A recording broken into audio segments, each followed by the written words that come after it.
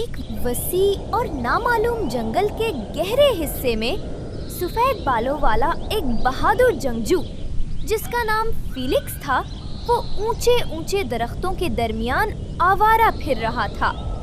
उसकी नीली कमीज उसके ताकतवर जिस्म से चिपकी हुई थी। फीलिक्स कदीम खंडरात की खोज में आया था, जिनके बारे में कहा जाता था कि वहाँ पुरस्रार खजाने दफन हैं। मगर अब वो रास्ता भटक चुका था।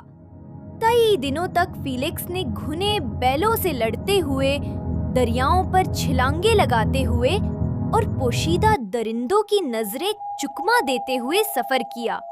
मगर एक शाम जब सूरज की सुर्खी दरख्तों की छत से छिनकर नीचे आ रही थी, जमीन लरजने लगी।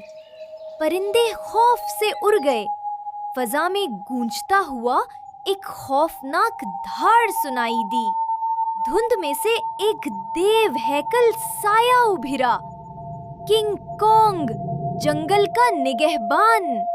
इसकी आंखों में वहशियाना रोशनी चमक रही थी और उसने अपनी छाती पीटना शुरू कर दी, जिसकी गूंज पहाड़ों जैसी गरज बन गई। फीलिक्स की दम तन गई। वो जान गया कि अब वापसी का कोई रास्ता नहीं। रास्ता छोड़ दो, फीलिक्स खराया। उसके पंजे बाहर निकल आए। मुझे इस जंगल से निकलना है। किंग कॉन्ग धाड़ा। जमीन कांपने लगी। कोई भी तब तक नहीं जाता जब तक अपनी ताकत साबित ना करे। और जंग शुरू हो गई। फीलिक्स बिजली की सी तेजी से आगे बढ़ा। उसके वार बिल्ली की चालाकी के साथ हुए। लातें, मक्के और पंजे चमकती तलवारों की तरह हरकत में आए। मगर किंग कॉन्ग की ताकत नाकाबिले यकीन थी। उसके हर वार से जमीन हिल जाती।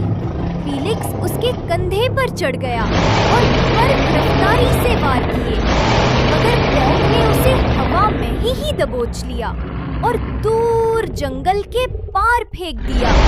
उस दरख्तों को तोड़ता गिरता गया और आखिर एक चट्टान से नीचे लड़क कर शोर मचाती समंदर में जा गिरा। मौजों ने उसे अपनी गिरफ्त में ले लिया।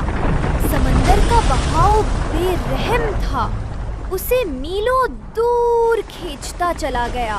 फीलिक्स ने सर पानी से ऊपर रखने की कोशिश की, मगर उसकी ताकत कमजोर पड़ने लगी। फिर भी समंदर ने, जो इतना ही वहशी था जितना जंगल, उसे अपने साथ बहा लिया। जंगल से दूर, किंग कॉन्ग से दूर। कई दिनों बाद फीलिक्स रेतले साहिल पर बहकर आ लगा।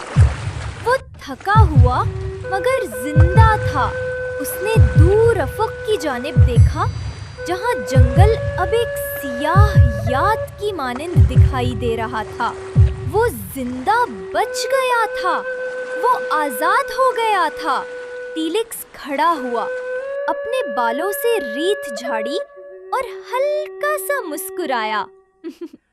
ये सफर उसकी ताकत का इम्तिहान था, मगर अब वो अपने घर लौट आया था, जंगल के शिकंजे से आजाद और हमेशा के लिए अपनी किंग कॉन्ग से हुई जंग की याद के साथ।